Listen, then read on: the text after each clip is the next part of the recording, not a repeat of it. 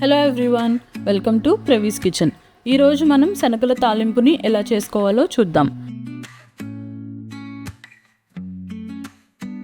ఒక బౌల్లో 1 కప్పు శనగల్ని 2 కప్పుల నీళ్ళని వేసి ఓవర్ నైట్ నానబెట్టుకోవాలి.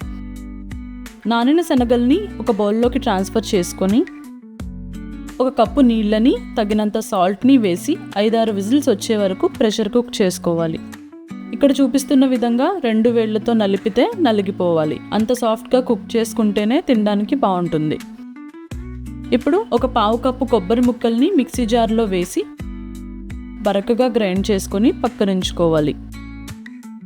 ఒక ప్యాన్లో 1/2 టేబుల్ స్పూన్ ఆయిల్ వేసుకుని వేడయ్యాక 1/2 స్పూన్ ఆవాలు, 1/2 స్పూన్ జీలకర్ర, 1/2 స్పూన్ పచ్చిశనగపప్పు, 1/2 స్పూన్ మినప్పప్పు వేసి వేపుకోవాలి.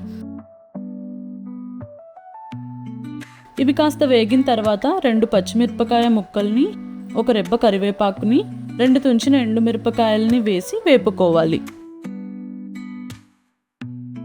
ఇవి కాస్త వేగిన తర్వాత శనగల్ని వేసి వేపుకోవాలి. తర్వాత గ్రైండ్ చేసుకున్న కొబ్బరిని వేసి లైట్గా వేపుకోవాలి. శనగలు బాయిల్ చేస్తున్నప్పుడు వేసుకున్న సాల్ట్ సరిపోకపోతే ఈ స్టేజ్లో 1 చిటికెడు సాల్ట్ని వేసి కలుపుకోవాలి. సాల్ట్ కరిగిన తర్వాత అన్నీ ఒకసారి బాగా కలుపుకొని స్టవ్ ఆఫ్ చేసి వేడివేడిగా సర్వ్ చేసుకోవచ్చు. ఈ శనగల తాలింపు ఒక హెల్దీ ఈవినింగ్ స్నాక్ అండి. డైట్ చేసే వాళ్ళకి, వెయిట్ లాస్ అవ్వాలనుకునే వాళ్ళకి కూడా ఒక మంచి మీల్ రిప్లేస్మెంట్ ఆప్షన్ అని చెప్పచ్చు.